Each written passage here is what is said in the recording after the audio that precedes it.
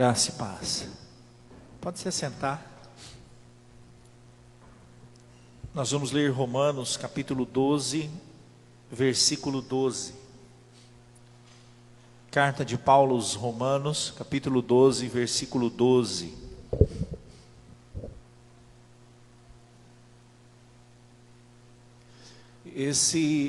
Praticamente esse texto, ele faz um resumo do que a gente precisa se tornar. Se a nossa espiritualidade conseguir atingir esse nível aqui, você está pronto. Eu digo, não pronto para estar no céu, pronto para melhorar as suas relações. Porque a nossa salvação não vem por mérito. A nossa salvação vem pela cruz de Cristo. Eu digo que olhar este versículo pelo olhar da maturidade cristã, isso te fará pronto para as relações, pronto para viver uma vida em paz, pronto para refletir Cristo aonde quer que você esteja. Esse versículo aqui é tão pouquinho, mas é um versículo que nos abre o entendimento e nos mostra como a maturidade cristã, como o tempo vai nos levando e nos alavancando a isso aqui. Tá bom? Vamos ler o texto, Romanos capítulo 12, versículo 12. Alegrai-vos na esperança, sede pacientes na tribulação e perseverai na oração. Eu vou ler de novo. Alegrai-vos na esperança, sede pacientes na tribulação e perseverai na oração. Amém? Senhor, nós te damos graça, porque nós sabemos que o caminho da nossa peregrinação é um caminho de excelência. Entendemos que excelência é um comportamento composto, não é um comportamento simples. Ele é um comportamento que faz uma unidade entre erros e acertos. E os erros nos projetam para uma melhora. Então, errar, segundo o olhar do comportamento excelente, é o caminho do sucesso. Na verdade, eu não devo errar porque eu quero errar. Eu erro e me torno melhor após cada erro. É assim que a excelência vai nascendo no meu coração. Uma superação de bens, uma superação de erros e uma superação na nossa capacidade humana. Isso é o comportamento excelente. Então eu te louvo por tudo isso. E que essa palavra, como a última palavra, Deus, dessa ceia, porque a última ceia, nós continuamos como igreja, mas é a palavra da ceia. Então que essa palavra, antes de nós partirmos o pão, fixe no coração dos meus irmãos. E assim, Deus, possa gerar frutos a cada dia e a cada momento. Em nome de Jesus. Amém. Amém? Como eu disse, esse texto é um texto que, se você conseguir enxergar o que eu vou mostrar para vocês, faz o resumo do livro de Romanos. Praticamente o resumo do livro de Romanos também está aqui dentro desse texto. São as revelações de Paulo, ou as revelações de Deus a Paulo. A nossa vida cristã, ela é uma vida que ela precisa, não é que é uma coisa que se dá a opção, ela precisa glorificar a Cristo. Não é uma opção, não é uma opção, ela precisa glorificar a Cristo. Enquanto nós estivermos levando uma vida cristã como a opção de glorificar a Cristo, você vai glorificar a si mesmo, você vai deixar a sua personalidade aparecer, e o evangelho sempre vai ser secundário.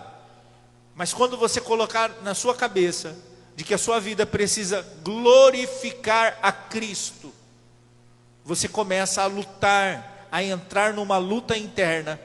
Você começa a lutar contra você mesmo, a enfrentar a si mesmo, para que no final de tudo isso, Cristo apareça. Então você precisa glorificar a Cristo. O Evangelho não pode ser uma opção na nossa vida. O Evangelho não pode ser uma coisa que você fala assim, é legal, eu tenho uma relação interessante com o Evangelho, eu concordo com muitas coisas. E aí nós deixamos o Evangelho como algo distante de nós. Isso não pode acontecer. Você sabe o que é interessante ver? Esses dias eu estava conversando com um rapaz, aí eu ouvi da boca dele, depois eu ouvi da boca de outra pessoa, e depois eu ouvi da boca de outra pessoa. E é o discurso, olha que discurso inconsciente, imperceptível, mas que diz muito sobre a fala. Então ele disse assim, cara, encontrei um cara, rapaz, ele está afastado da igreja, ele disse que queria uma igreja com palavra. Eu disse, na Apacentar tem palavra. Se você quer uma igreja com palavra, uma vida assim com Deus com palavra, na Apacentar tem palavra. O que ele acabou de dizer? Que na igreja onde ele congrega não tem palavra, mas que ele também não quer viver uma vida com palavra. Consegue perceber a entrelinha da fala? Então ele diz assim para o outro, olha, o caminho é aqui, mas você vai comigo? Não, com você eu não vou não, mas eu sei onde é o caminho. Então, e isso é interessante de ouvir. É mais ou menos assim, olha, não, vai lá que lá tem direção para você. Lá fala do reino de Deus. É uma igreja que o reino de Deus é prioridade. Aí você fala assim, bom, se ele está afirmando que lá é uma igreja que o reino de Deus é prioridade, a igreja onde ele está não é prioridade, o reino de Deus. Sim ou não? Consegue perceber a negação? Quando eu afirmo algo, eu nego algo. E que ele também não quer o reino de Deus. Ele também não quer o reino de Deus. Ele está dizendo, lá tem palavra, lá tem reino, o reino é ministrado. Você vai ver que lá o interesse é outro. Mas eu não quero isso. Essas entrelinhas, elas também se revelam no nosso comportamento. Quando nós criamos as nossas expectativas sobre coisas. E isso precisa ficar claro para nós, a maneira como nós precisamos lidar com a maturidade em nós. A maturidade em nós. Então eu estava vindo para cá, pensando nessa palavra, que Deus me deu agora à tarde. E eu estava pensando sobre a linha da razão e a linha da emoção. E vindo, entendendo que o evangelho mais emotivo, ele é um evangelho que ele vai juntar pessoas mais simples. Pode perceber, um evangelho mais emotivo. Por quê? Porque a capacidade de raciocínio, a humanização, quando nós falamos de humanização, a gente fala de desenvolvimento neural, cognitivo. Quanto mais desenvolvimento neural eu tenho, menos impulsivo eu sou. Quanto mais capacidade eu tenho de entender e compreender, essa capacidade, ela eleva a minha humanidade, a minha bestialidade, o meu lado bestial, de desejo, de prazer, porque eu passo agora de forma racional a refrear isso. Racional a refrear isso. Então o lado emotivo, ele é um lado onde você vai ver pessoas mais, não vou dizer de baixa renda, mas eu vou dizer de mal desenvolvidas ou má desenvolvidas, nesse sentido. Por quê? Porque faltou um estudo de qualidade, que não tem na escola pública, é muito fraco, é muito baixo. Faltou mentoria, faltou desenvolvimento, faltou isso e faltou aquilo. Aí você fala, não pastor, o dono da Apple, se eu não me engano, o dono da Apple, ele não deixou, acho que é da Apple, ele não permitiu que o filho dele tivesse acesso a eletrônicos até os 16 anos de idade. E ele vende esse troço. Por quê? porque isso produz alguma coisa na mente humana. Uma criança hoje tem muito mais informação do que uma criança na época nossa, ou até mesmo na época do Império. Essas informações, essa enxurrada de informações, criam uma capacidade sináptica, um campo neural muito acelerado. Por quê? Porque quanto mais ela tem contato com coisas prazerosas, mais dopamina o cérebro libera, ela sente uma sensação de bem-estar, e ela fica correndo atrás disso o tempo inteiro. Logo, o cérebro associa que bem-estar está ligado a coisas novas. Então, é essa loucura, é isso que está gerando. Então, as crianças, elas vão perdendo o autocontrole, porque são impulsivas, porque não têm redes neurais desenvolvidas, porque são mais emotivas do que racionais. É só você olhar para uma criança. Uma criança, ela é mais emotiva. Então você vai ver que pessoas mais emotivas, elas vão cair mais para as linhas sentimentais, pentecostais. Elas querem um culto mais emotivo do que racional. Elas preferem isso. Elas gostam de sair do culto e falar assim: o culto foi tremendo. Aí você pergunta: o que foi pregado? Ela fala assim: não sei, mas foi poder puro, pastor. É verdade. Aquilo é uma necessidade do desenvolvimento. O contrário também é uma racionalização absurda, que aí você vai ver pessoas mais racionais, mais bem desenvolvidas, que vão cair em igrejas mais históricas, como presbiterianas independentes, outras igrejas batistas. Vocês vão ver que é um pessoal de uma classe social maior, a capacidade de raciocínio deles é melhor, mas tem um grande problema: são racionais demais. Então eles ficam entre a emoção demais e a razão demais, e aí eles viram para as linhas emocionais e dizem assim: vocês não sabem de nada.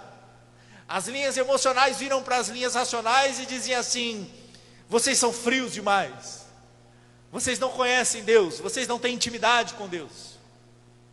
E você vai ver que essa linha é uma linha mais, a linha racional é uma linha, eu digo a nível de desenvolvimento, a nível de desenvolvimento humano, a capacidade neural medida em neuroimagem é maior, mas também, se por mais razão, mais frias as pessoas são. É verdade.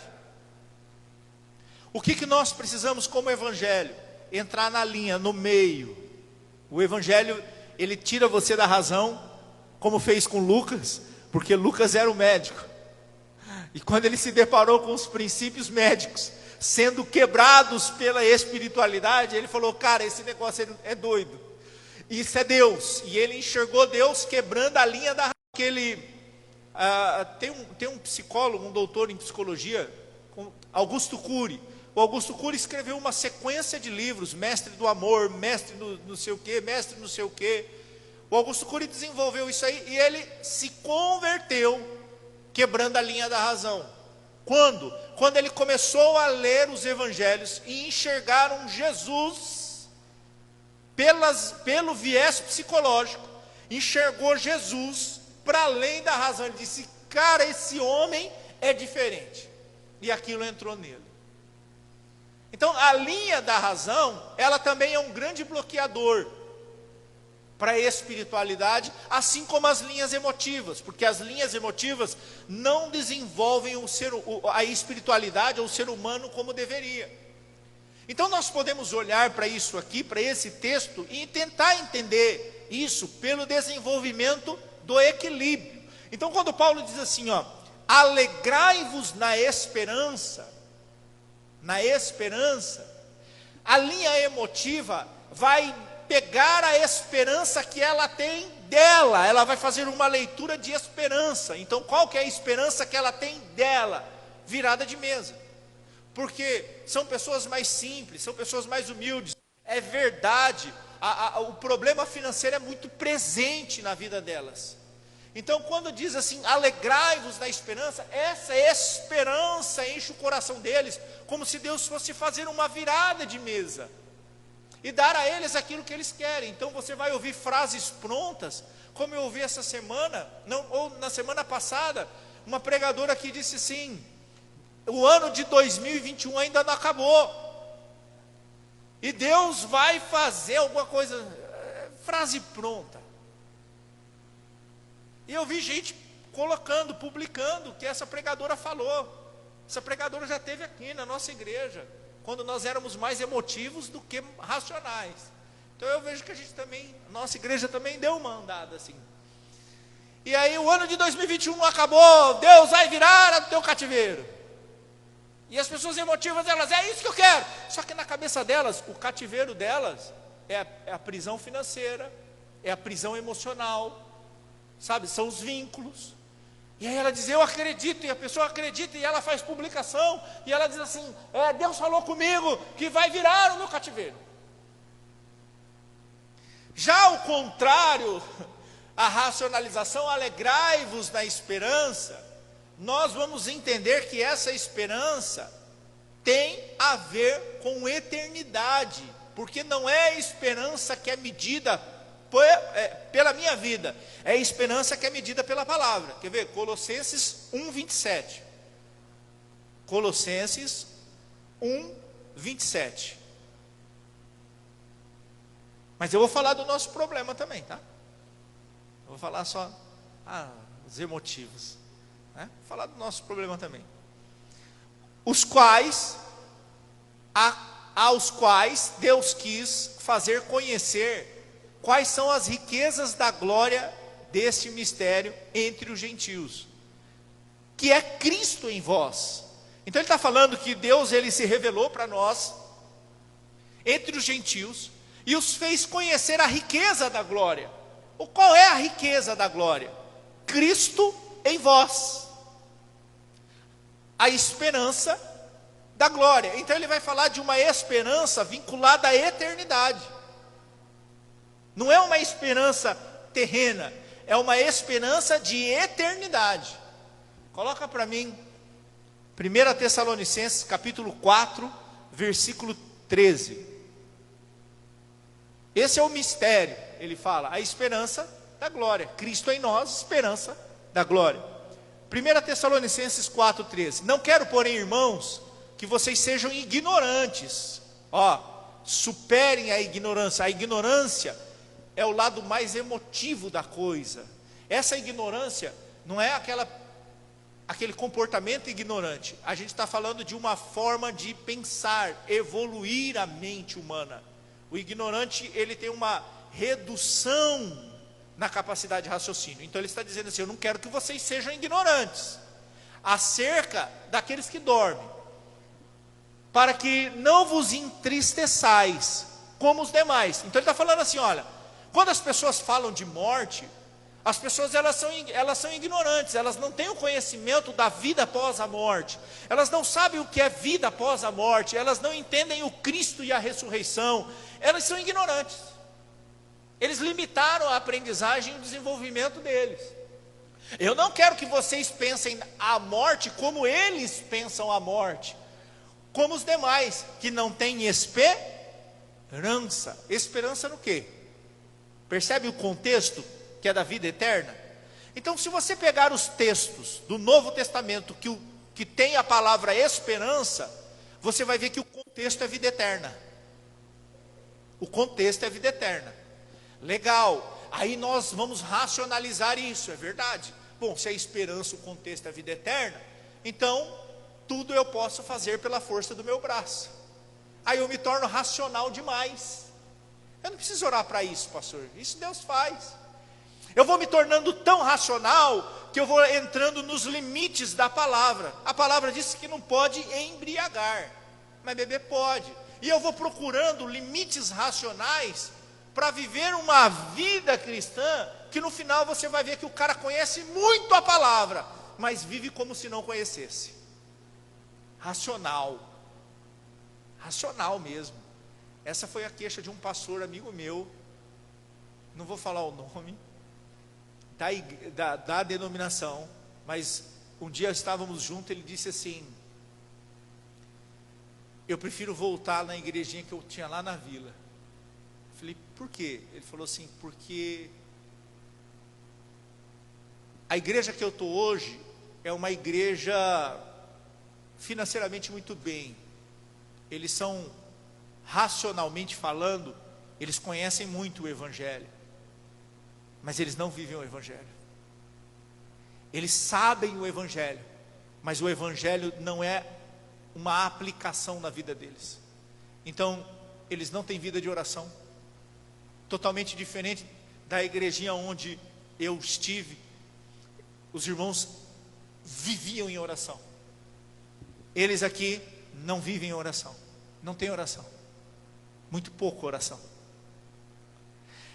Eles se reúnem aqui e a reunião deles é uma reunião que mais parece uma empresa se reunindo, um grupo mundano se reunindo, do que cristãos, Cristo brilhando na vida deles. Você olha, vocês sabem que eles frequentam uma igreja evangélica, mas eles não vivem como se fossem evangélicos. Se você chegar num restaurante e eles estiverem, porque eles estão nos restaurantes mais chiques, você não sabe fazer a diferença, você não consegue perceber a diferença. São iguais no jeito de falar, de agir e de pensar, só que estão cheios de racionalização de evangelho, conhecem palavra, tá? Então esses são os excessos, percebe? Se nós não puxarmos isso para dentro do evangelho, para o equilíbrio, nós vamos pecar, ora emocionalmente, ora racionalmente. E eu percebo que isso aconteceu com a minha vida, isso aconteceu com a minha espiritualidade. Eu passei de pentecostal, vamos lá, eu passei de armeniano para calvinista, e depois eu voltei para cristão. Eu falei assim, puxa vida, acima de Armínio e Calvino tem Jesus.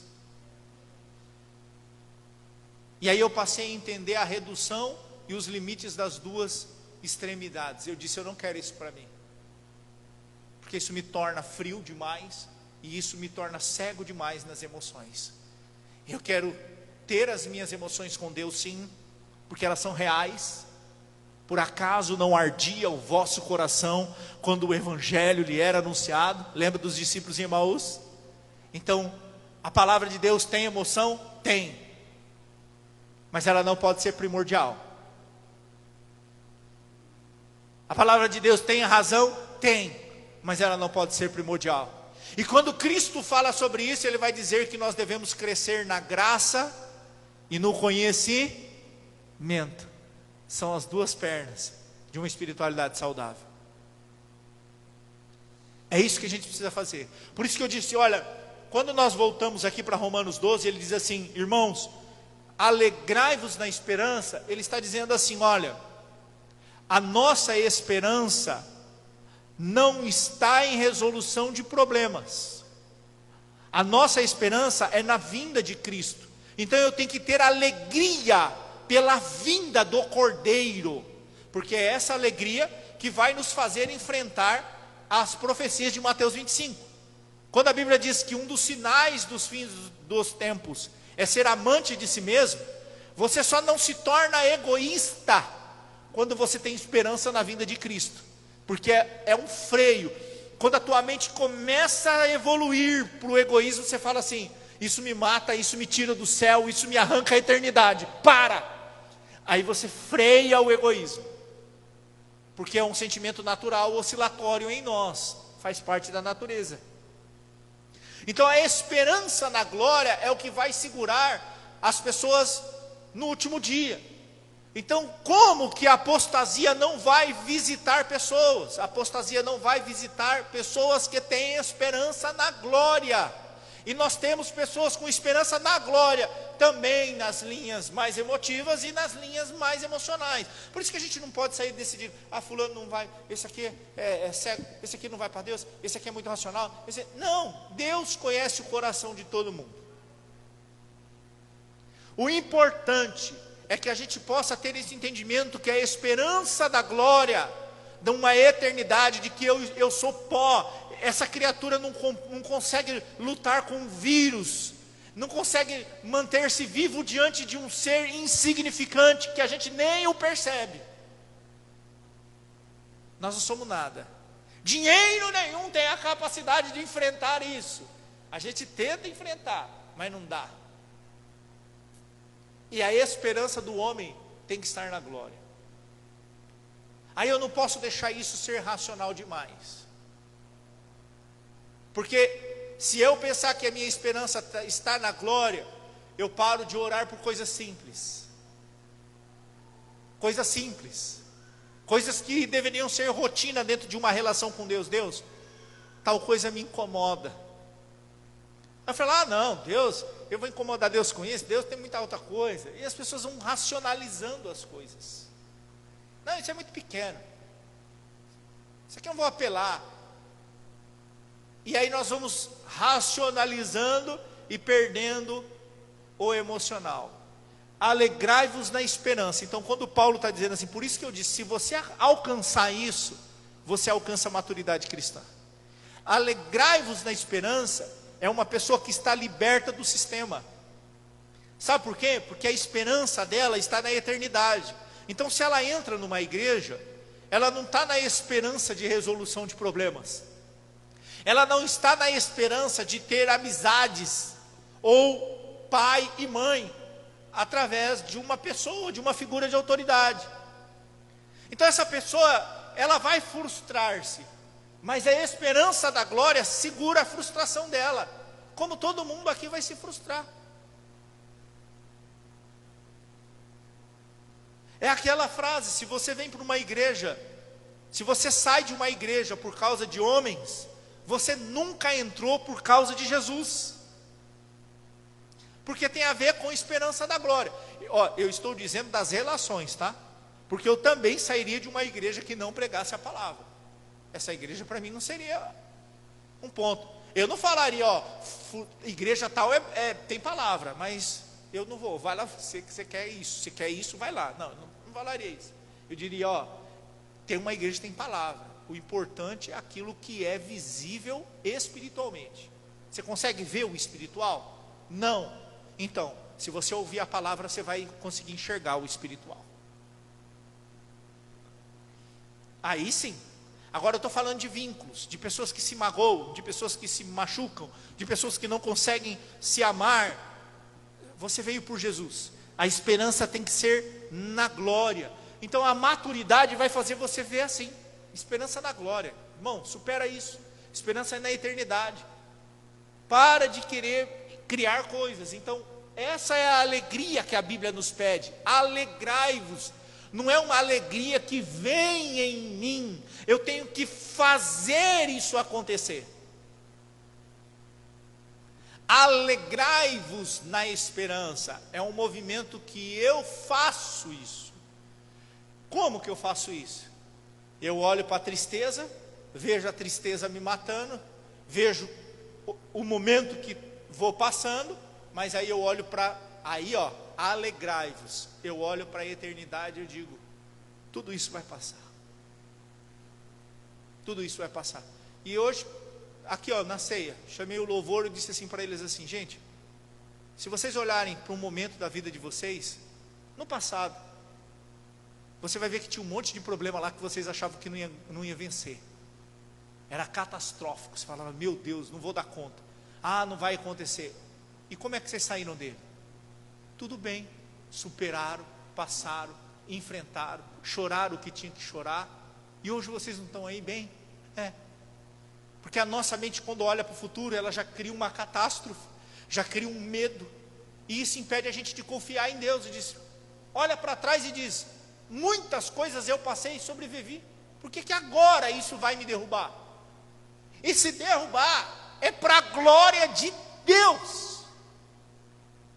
Porque eu vou falar isso no sede pacientes na tribulação. Essa é uma continuidade. O que é ser paciente na tribulação? É saber enxergar a tribulação para além do movimento emocional. Ser paciente na tribulação é entender as coisas pelo olhar de Deus. Então a igreja de hoje, ela vende a rapidez na tribulação. Então a Bíblia pede para você ser paciente, mas a igreja vem e diz assim: vem que eu resolvo.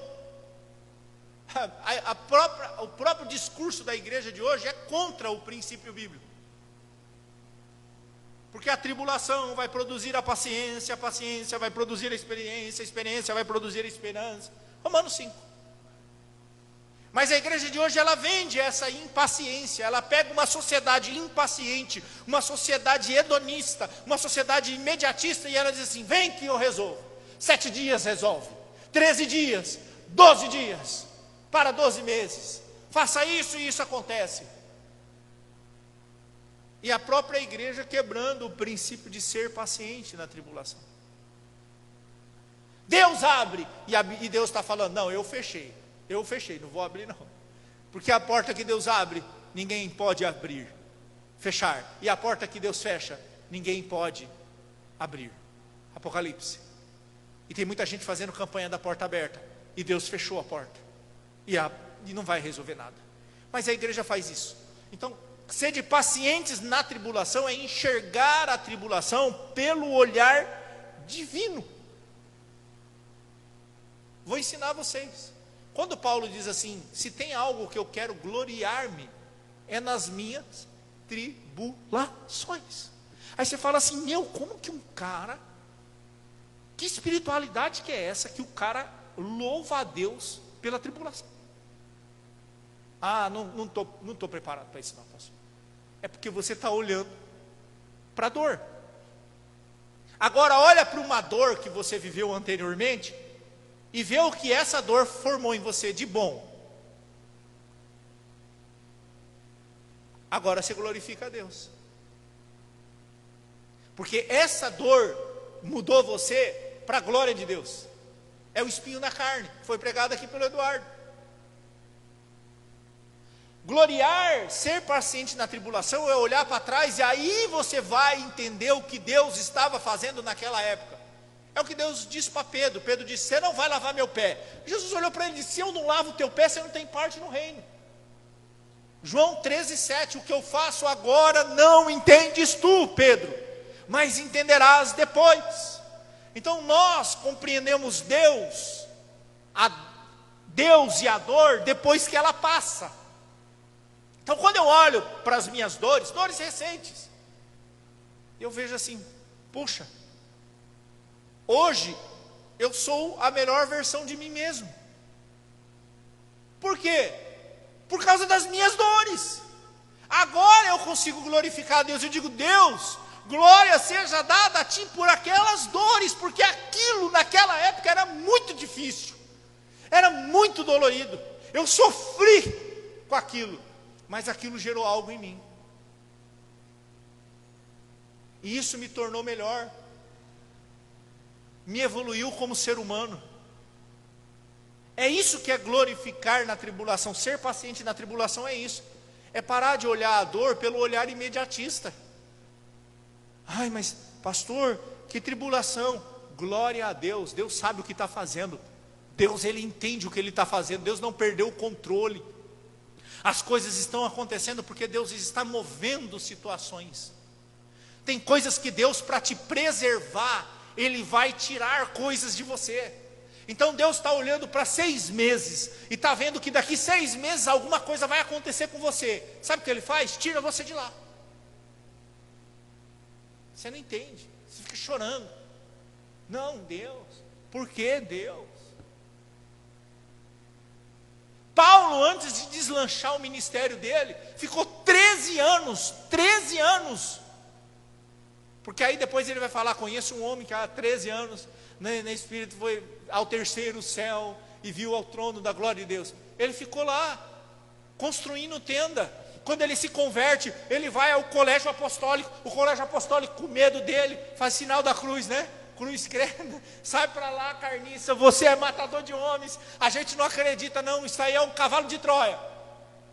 Isso vai entrar no nosso meio para nos matar. Ele foi embora para Antioquia. Ele ficou lá quase 13 anos. construindo tenda, isolado, tendo as experiências dele com Deus, até que Barnabé se lembra dele, diante de uma dificuldade da igreja de Antioquia, e vai buscá-lo, para ajudá-lo na igreja de Antioquia. Só que ele ficou 13 anos em ostracismo,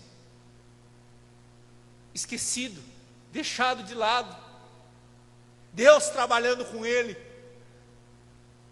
Deus falando com ele, Deus moldando o caráter dele, Deus foi mexendo naquele homem.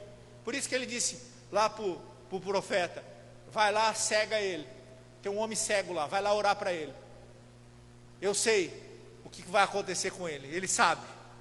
Então o profeta vem e fala as coisas para ele, ora por ele e vai embora. Isso tudo é Deus. Por isso que, se você olhar, sede pacientes na tribulação, você vai olhar a tribulação pelo olhar de Deus. Aí o que entra? Aceitação. Aceitação do quê? Aceitação da dor. Porque as pessoas, elas não conseguem aceitar a dor. Aí elas passam pela dor, assim mesmo, da pior maneira. Porque a dor, ela tem um período para acontecer na minha e na sua vida. E dentro da dor, Deus vai dar a nós respiros. Eu digo assim, você vai estar dentro da dor, o período da dor, mas Deus, ele vai te dar coisas que você fala assim, mas que doideira. Olha para o deserto. Havia um período a andar dentro do deserto, mas tinha pão, tinha água amarga que virou doce, tinha codorniz. Então Deus, ele dá esse refúgio, esse refrigério dentro da dor. Você vai viver coisas em momento de crise que você fala assim, eu não acredito que na crise eu fiz isso. Eu não acredito que em crise, ou precisando disso, eu conseguir fazer isso. Vai aparecer umas coisas assim doidas na sua vida. Mas cada momento da nossa vida tem começo, meio e fim. Então, o período da tribulação, você vai passar independente, está determinado. Se você aceitar, dói menos, você fica menos amargo, você faz com que outras pessoas não sofram, você é anestesiado no espírito, porque você olha pelo olhar de Deus e diz assim, eu não entendo o que está acontecendo, eu não entendo, mas eu sei que Deus, Ele está nesse negócio, eu vou glorificá-lo sobre isso. Eu não sei o que está acontecendo, não consigo entender, mas eu vou glorificar Deus nisso aqui. E você passa a aceitar. Senão, você vai ficar com o olhar de que eu preciso orar mais, pastor. Por quê? Já viu isso? Pastor, precisando orar mais. Por quê? Só tribulação. Como assim? São pessoas que tendenciam a bondade para Deus e a maldade para o diabo. Então elas estão na tribulação, quem que está dominando elas? O diabo. Ela precisa de orar mais. Não. É como se Deus, a bondade é a bondade condicionada, né?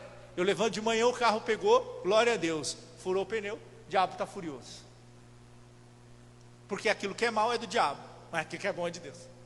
Aí a gente olha para a cruz, vê Jesus sendo moído, dilacerado e rasgado, e a gente fala assim, isso aqui, isso é de Deus.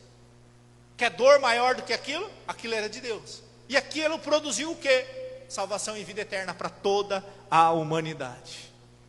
Então Deus sabe o que faz. Então a gente vai olhar paciência na tribulação. Não entendo o que eu estou passando, pastor, mas eu tenho certeza que Deus vai ser glorificado, e assim como tudo que passou na minha vida, eu vou dar risada disso. Aí descansa, cai a paz que excede, ou que transcende o entendimento. Você fica em paz. Para encerrar, perseverai na oração. Essa palavra perseverai é aquele movimento de Atos, ficar em Jerusalém, até que do alto céu sejais revestidos de poder. Fica em Jerusalém como? De braço cruzado, tomando tereré, jogando videogame? Não. Fique em Jerusalém perseverando na doutrina dos apóstolos. O que é ficar em Jerusalém? É um treino exaustivo de mudança de vida. Então vocês vão treinar exaustivamente, até que seja formado em vós o fruto do Espírito. Esse é o dínamos, esse é o poder que se apropria de nós. Fique em Jerusalém, até que do alto céu vocês são revestidos. Perseverai na oração é treino, é disciplina, é forçar mesmo. É você se condicionar. Toda 8 horas da noite eu vou orar. Bota um despertador. Deu 8 horas da noite, aonde você está, você vai falar com Deus. Perseverar em oração é dominar os instintos de negação. É dominar as vontades de não orar. Perseverar em oração é superar o desejo da carne, porque a oração é uma coisa que a nossa carne não deseja. Então, quando você vai superando as vontades da carne, nasce um hábito. Quando nasce um hábito, você tem um benefício do hábito. É o benefício do hábito. E isso é para tudo, para dieta, para treino, para habilidade social, para tudo. Tem que formar um novo hábito. E como que se forma um novo hábito? Treino exaustivo, até que aquilo seja moldado em vós. Vou dar um exemplo do paladar. Do paladar. A primeira vez que meu pai me levou lá no Dachô, que eu coloquei aquele peixe na boca, o papai falou, mas você não gostou? Eu falei, não. Ele falou, rapaz, isso é salmão. Eu falei, credo, tem gosto de manteiga, velha. Mas o que você vai comer? O que tem de fritura? Traz pastel, traz não sei o quê, traz não sei o quê, isso eu quero. Porque meu paladar estava habituado ao quê? Fritura. Eu quero hot roll, traz de monte. Assim.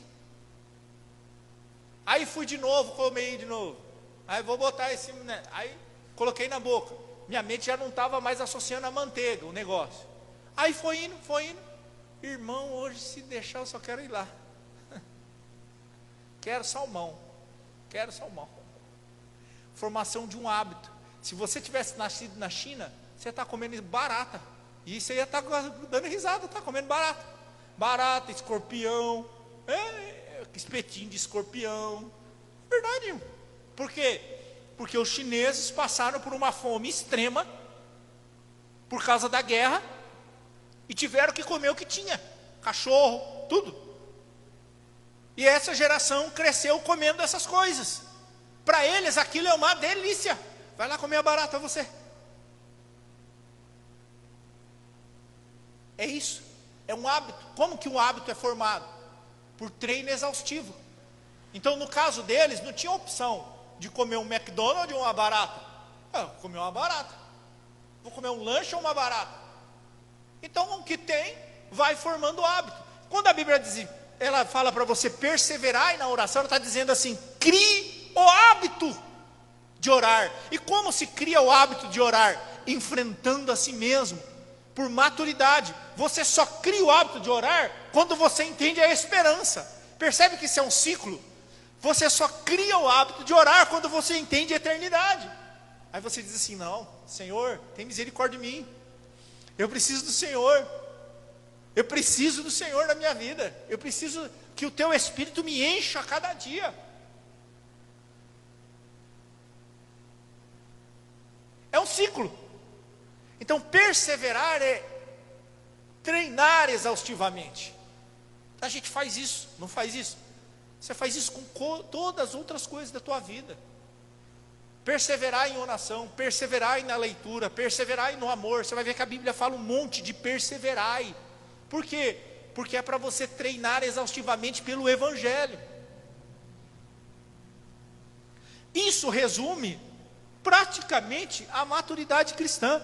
No dia em que isso aqui ficar real na sua vida, real, tiver acontecendo naturalmente, a tua espiritualidade vinculada à eternidade, você passa a ter prazer de se envolver com as coisas de Deus, não é um peso, porque a esperança é da glória, não é esperança de relação, não, você vai crescendo, é muito bom, não é peso. Pacientes na tribulação e perseverai na oração. Então não tem como, irmão, não é uma opção. A Bíblia não está dizendo assim, ó, pensa se é bom para você perseverar em oração.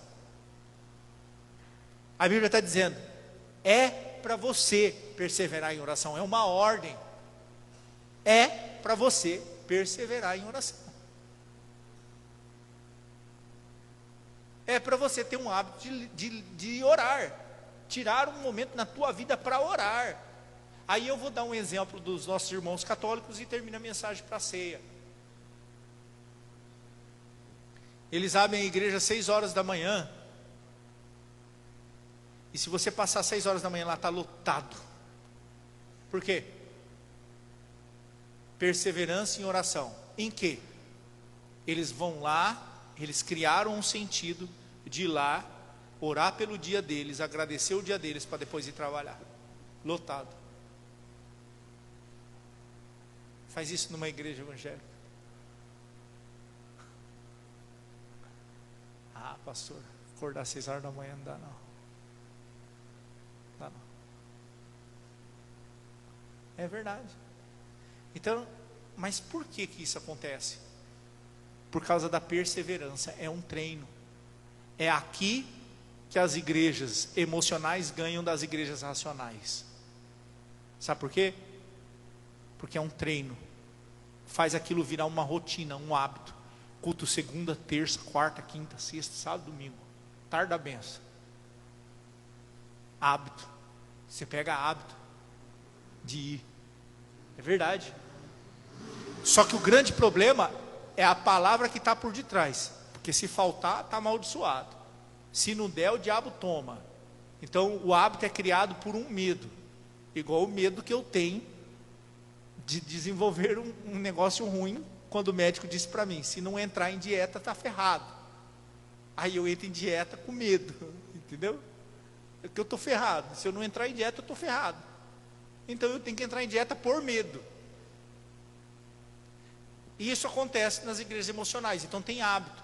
Então eles criam hábito para tudo.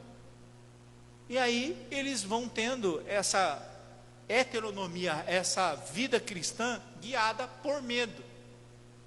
Aí quando elas conhecem o evangelho, lhe abre a mente, ela fala assim, ah, não é obrigado a dizimar? Não, aí não dizima.